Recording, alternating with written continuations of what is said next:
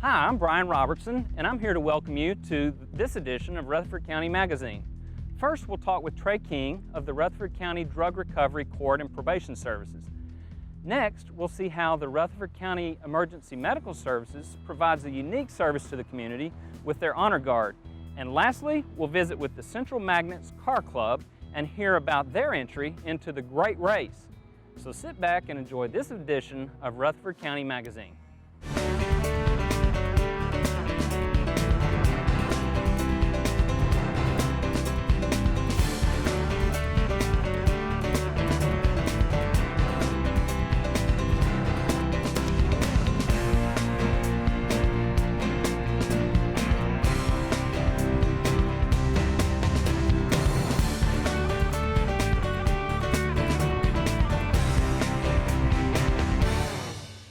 Here at the old Health Department building, we got an opportunity to talk with Trey King, who let us know what the Drug Recovery Courts and Probation Services provides to the citizens of Rutherford County. In our recovery court program, it consists of our drug court, our DUI court, our veterans treatment court, and our mental health court program. We are a judicial program that is offered to offenders that have a substance abuse or mental health disorder. And what we look at is, we look at the underlying issue that caused or may have been a part of a reason why they are in the criminal justice system. Some of their crimes are associated with their drug use or their alcohol abuse and or mental health issues. So this program is designed and set up to give them a different alternative than going to incarceration. We are a 12 to 18 month long outpatient type of program. And what we do is we have 2 therapists on staff, 6 case managers on staff that facilitate different groups or therapies with individuals. So we have individual therapy, we have group therapy that range from relapse prevention to cognitive behavioral skills therapy that deals with the brain and how they react to certain things and how they can retrain their brain to handle situations differently.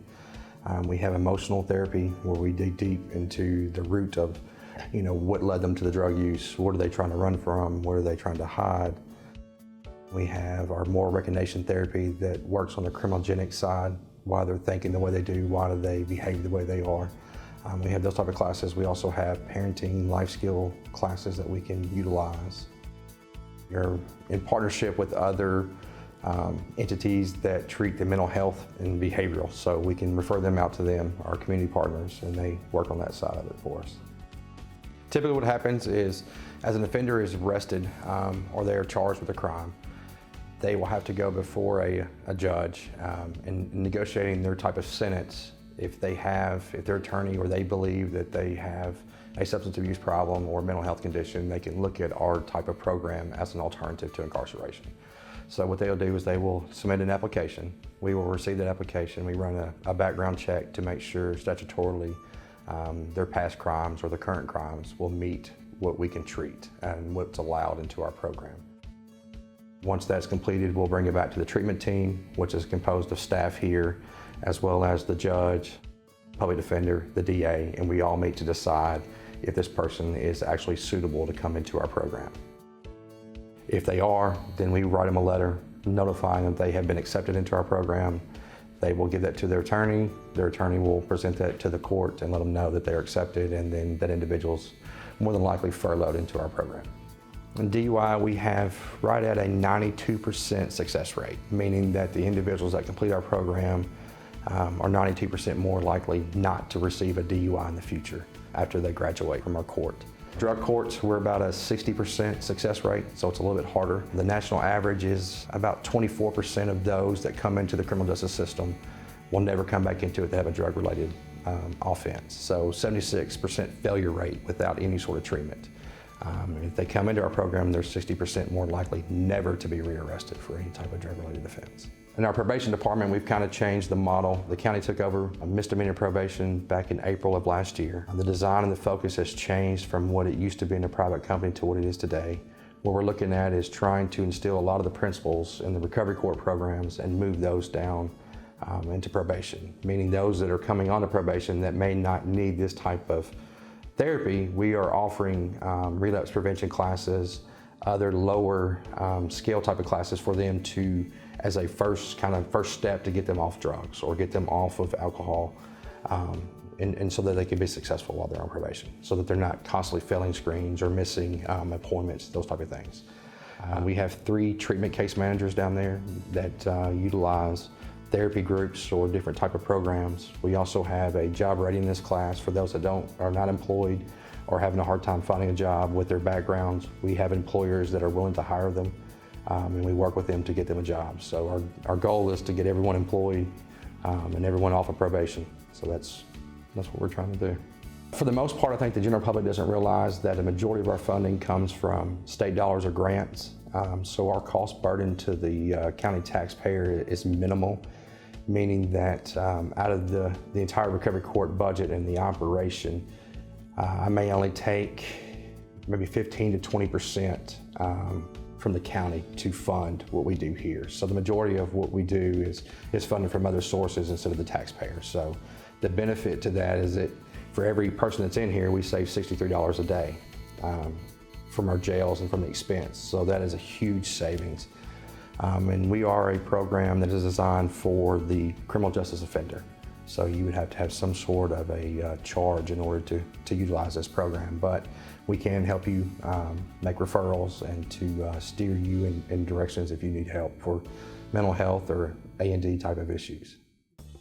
Great to see the work Trey and his group are doing to help our citizens recover from substance abuse and move on with their lives. Next, we would like to make you aware of a unique program started by the Rutherford County Emergency Medical Services to honor fellow EMS workers and others throughout our county.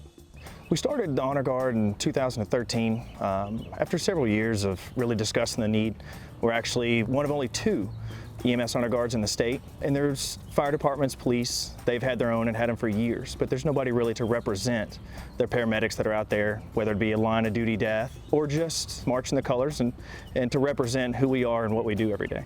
I just felt like I wanted to serve a little bit more, be able to help out and honor the fallen brothers in our EMS division. Firefighters, they've been doing it for years, military does it for years. I just wanted to be able to add more to what I do. To me personally, it's a kind of an honor and pride thing. I have a lot of pride in my job, all of us do, everybody in the service does, but this is an extra way for me to give back to my fellow employees and to the county and service and the state when people need our help. It's a different feeling in its own. You know, we volunteer to do this. They've all submitted to be on the Honor Guard. They've gone through selection process. Most of the people we have with our 10-man team, 6 of those are veterans. So they continue to serve, they bring a needed asset, and also everybody chooses to represent in a more formal fashion than just the 911 calls they do every day. We have done some classes. We did a Department of Defense training where we did training with them for a week and learned how to do military funeral honors. So if any of our EMS people that were prior military, we can go in and we can assist and help and actually present with them if we need be. The service in general, just EMS in general, not just Rutherford County, is getting older. And we saw a need for something like this to show respect to our employees that have passed away, like we said, either in the line of duty or after they've retired. So this is just a way to show our gratification and say thank you for your service. Getting the satisfaction of people being pleased to see us and they really appreciate what we do and what we give back to the community, it's a great feeling to have that respect. It's a very humbling feeling.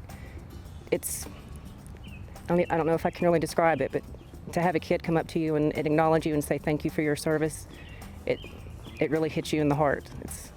It's a good feeling. We typically meet every 3 weeks. And practice is usually anywhere from 4 to 6 hours, depending on what we're working on that day, if we have any events coming up, if we have any requests for service. And we focus on various, whether it be funeral honors, color guard duty, parade. It all varies depending on what we do. We'd love to help out if anybody needs help with presenting the colors, parades and anything like that. But most of all, just to show them the counties or the citizens of the county that we're here for them. We'd like to show that we're here to support them and that we take great pride in where we live and where we work. Thanks to the members of the EMS Honor Guard in sharing their story with the citizens of our community. Let's move on to our last topic involving a local high school, a car club, and a great race. Well, we've been a part of this club here at Central for about a year, and we've had about 9 to 11 students who have been part of this car club. Most of them are guys. We have one young lady that's Mary Grace, and she is our senior, so she and I kind of hooked up as being the only girls of the club. But I am kind of their mom. We are going to be gone with each other for about 12 days on this race, and so I have been taking a little bit of a mom role on getting them ready. It was a club that was designed for the students to get together with the members of the Stones River Club and work on a car as a project together and possibly get the car up and running. And then it developed from that to the kids wanting to have their own car to take to car shows. And part of any car club is you're going to take your car to car shows. And these students didn't have their own cars. You know, kids can't afford their own cars. Most of us can't afford our own collector's car. We were known as a student group at the Stones River Car Club, and they just started throwing around the idea of getting us a car that we could appreciate and work on and kind of get involved more in the antique car world. And so we kind of just went in and they said, we will give you this much money for a car, and we kind of told them what we were looking for, and they went and found us a car in Portland, Oregon, and had it shipped here, and it's just been ours ever since. And they surprised us with it at Cannonsburg one day. They opened up the garage door and it was sitting out there, and everyone got to see the car. This is the car for people that don't have their own. You know, if any of us, especially the younger members, when we don't, like not everyone has one that's this older that would count as a classic. We just let them ride in this and everybody goes. And it's definitely something we all culminate around and just bring together. It's great to take out and to get the experience of being able to do that without putting all the money and time into having to do one of your own, which is something that all of us would like to work towards. And so from there, obviously a lot of repairs to get it up to race worthy. We didn't really have any idea of doing the Great Race, and one of the club members mentioned it. We didn't really know anything about the Great Race and started doing some research. The Great Race it's basically a rally race that we're gonna be going cross country. I think it's around 2,900 miles in total. We're gonna start in Jacksonville, Florida, and we'll end up in Traverse City, Michigan. It's gonna be all back roads. It's what they call a rally race, so basically how it works is you have X amount of time to get from point A to point B. It's a one-of-a-kind experience. I don't think, as long as I'll live, that I'll ever come across anything as special as this will be, especially having it come all the way through, right into town, just right where we've been going for so long now, and just being able to see all these cars, and especially the ones that you would get to see from all over the country and some all over the world. We will be leaving June 21st and heading down to Jacksonville. My husband, the SRO here, along with our mechanic, Dean Holland, will be trailering the car. And so we will meet all the kids down in Jacksonville, and the kids are going to fly in and meet us there, and then we start the race 3 days later. And then after that, Dean and I and the kids that don't ride in the car, because they'll have to switch out every day, we will just follow them, and in case they have car trouble or something happens, they need us, we're kind of their chase car. We would be the first X Cup, which is a student cup group from a high school in Tennessee, that it's never been done before in the Great Race. So we'll be coming into Cannonsburg on June 26th. The cars will start rolling in around 11:30. I'm pretty sure we're supposed to be somewhere in the first pack of cars. But just coming to Murfreesboro alone, it's probably going to be one of the more exciting parts of the trip, is us rolling through town with 160 other cars and just having everybody at Cannonsburg there to cheer us on. It's going to be really cool. Hey, Mike, introduce us to all these folks on the Murfreesboro team. Central Magnet X-Cup team, Scott Culp is driving. It was something I've never experienced before. I mean, we were pulling in there, we saw all of our family members and friends, and we were like, wow, this is a lot bigger than we thought it would be. And so we're just really excited to be here and happy that everyone could come out for it. So having that opportunity for thousands of people to come through here and stop and see Cannonsburg, we have 160 cars, antique cars that will stop through here, so we're just hoping to promote Murfreesboro. We're really excited about it. We get our map an hour before we are supposed to leave the starting point. Everything that we do is based off of that map. It's our lifeline. We have no phones in the car. Our speedometer is not the factory one. They have one that they give us. We have no odometer. or tachometer. So we don't know how far we've driven. We don't know a lot of things in the car. It's basically, we're all just relying on that map and then our math calculations. What they do is they give you directions on certain speeds you should go for certain time intervals. So you need to go like 35 miles an hour for 30 seconds. And then they'll also give you directions as in you're going to turn on this street, but they don't give you a full-blown map with your whole route on it. Okay, so you can't miss signs, and you've got to be on top of each speed direction and also know your acceleration and deceleration if there is one of those, because you have to make up that time because they don't account for that in your directions. This is what the map would look like. It's just simple instructions. It's based on road signs and all sorts of other things. And these are our charts right here, and it says how, it's basically telling us how much we're going to have to adjust for deceleration and acceleration.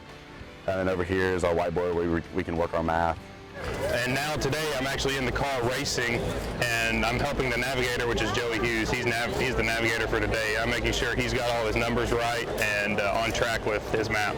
And so it's just opened up all kinds of possibilities for an SRO and 9 kids from Central High School to be able to meet all these car enthusiasts around that, you know, up until the car club was developed, you know, I really didn't know anything about, the kids didn't know anything about, so it's kind of a neat thing how it's worked out and how it's grown.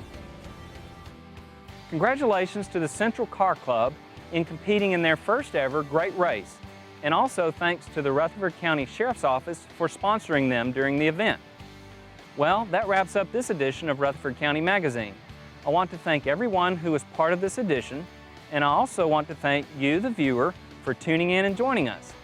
If you'd like to know more about Rutherford County government, please visit us at rutherfordcountytn.gov. Again, thank you, and we look forward to seeing you next time here on Rutherford County Magazine.